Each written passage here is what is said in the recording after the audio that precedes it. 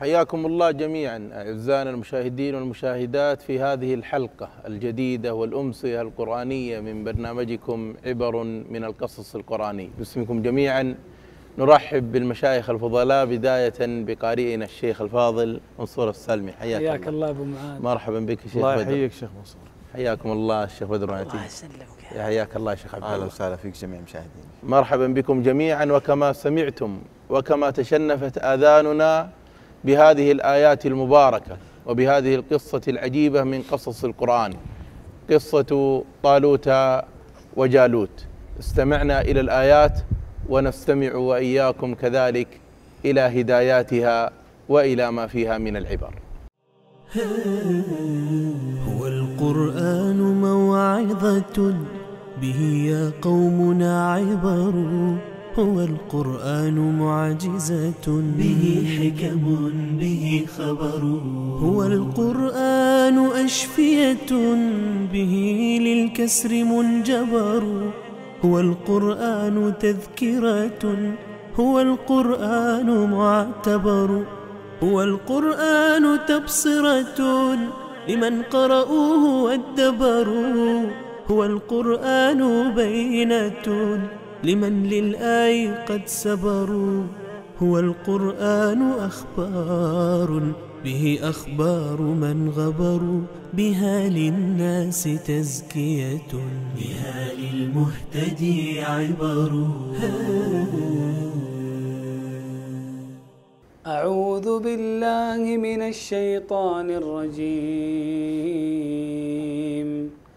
فلما فصل طالوت بالجنود قال إن الله مبتليكم بنهر، فمن شرب منه فليس مني، ومن لم يطعمه فإنه مني، إلا من اغترف غرفة بيده فشربوا منه إلا قليلا منهم، فلما جاوزه هو والذين آمنوا معه قالوا لا طاقة لنا اليوم بجالوت وجنوده، قال الذين يظنون أنهم ملاقو الله كم من فئة قليلة غلبت فئة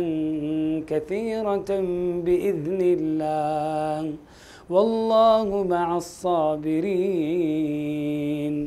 ولما برزوا لجالوت وجنوده قالوا ربنا أفرغ علينا صبرا وثبت أقدامنا، قالوا ربنا أفرغ علينا صبرا وثبت أقدامنا وانصرنا على القوم الكافرين، فهزموهم بإذن الله.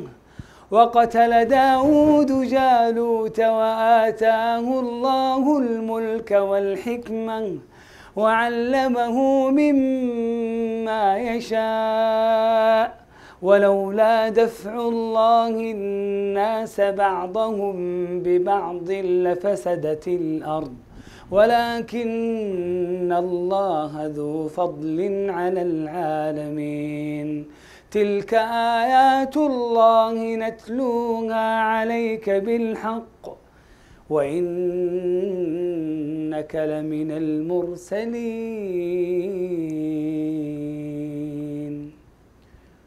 حياكم الله جميعا أعزائنا المشاهدين والمشاهدات في هذه الحلقة الجديدة والأمسية القرآنية من برنامجكم عبر من القصص القرآني. باسمكم جميعا نرحب بالمشايخ الفضلاء، بداية بقارئنا الشيخ الفاضل منصور السلمي. حياك الله أبو معاذ. مرحبا بك شيخ الله بدر. يحييك شيخ منصور. حياكم الله الشيخ بدر. الله يسلمك. حياك الله يا شيخ عبد الله. اهلا وسهلا فيك جميع المشاهدين. مرحبا بكم جميعا. وكما سمعتم وكما تشنفت آذاننا بهذه الآيات المباركة وبهذه القصة العجيبة من قصص القرآن، قصة طالوت وجالوت، استمعنا إلى الآيات ونستمع وإياكم كذلك إلى هداياتها وإلى ما فيها من العبر.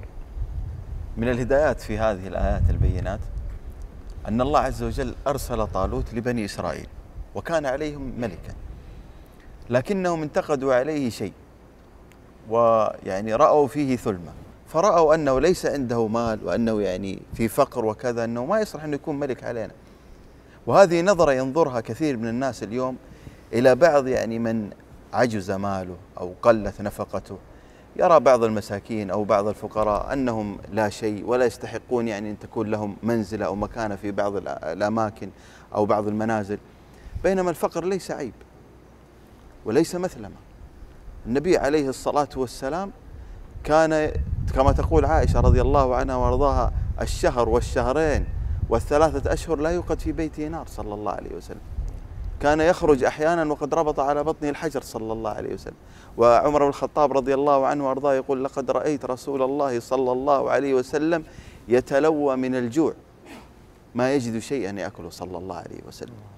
والصحابة معه رضي الله عنهم وارضاهم كانوا على فقر وعلى حاجة، ولكن رفعهم الله ونفع الله عز وجل بهم الأمة. أذكر في يوم من الأيام مريت من إحدى الشوارع، فكان عامل نظافة يكنس في الشارع واسمعه يتمتم بآيات، فمررت من عنده فإذا به يقرأ في سورة الأنفال. قلت: ما شاء الله تقرأ في سورة الأنفال وكذا؟ قال لي: والله الحمد لله. قلت: تحفظ القرآن؟ قال: نعم أحفظ القرآن. قلت: سبحان الله، وكم تدخل دائرة وتدخل شركة فتجد الذي يصلي بهم صلاة الظهر عامل النظافة يحفظ القرآن، وهم من خلفه مدير الشركة والسكرتير وأصحاب الأماكن العالية. ولذلك شيخ عبد الله المتأمل في هذه القصة العظيمة أن الله سبحانه وتعالى قد ابتلاهم ابتلاء عظيم، والابتلاء سنة في هذه الحياة. الله سبحانه وتعالى يقول: فلما كتب عليهم القتال تولوا إلا قليلا منهم. هذا ابتلاء ليميز الله الخبيث من الطيب. ما كان الله ليذر المؤمنين على ما أنتم عليه حتى يميز الخبيث من الطيب. ترى حتى يعلم أن هذا الرجل صادق في دعوته، في مقامه، في يعني هذه أمور لابد أن ننتبه لها. الله تعالى يقول في الآية العظيمة: ألف لام ميم أحسب الناس أن يتركوا أن يقولوا آمنا وهم لا يفتنون. لابد من الابتلاءات. لقد خلقنا الإنسان في كبد، في مكابدة، في عناء، في مشقة. طالوت قالها لهم: لا تشربوا من هذا، يريد أن ينظر مدى صبرهم ومدى تحملهم. في كذلك ابتلاء ثالث، ولذلك الابتلاءات هذه تنقية للمؤمن. لما تضجر ولا تتسخط على الأمر. هنا هذه رسالة حقيقة للمشاهدين والمشاهدات. الجنة ليست محفوفة بالورود، لابد فيها من متاعب وفيها من مشاق، ولذلك سميت الجنة عالية. والذي يريد أن يصل إلى هذه الجنة لابد أن يعلم أن الطريق طويل والطريق شاق، فيه متاعب وفيه مصاعب، لكن الذي يصبر على هذا الابتلاء كان له الظفر والفوز الحقيقي عند الله تبارك وتعالى.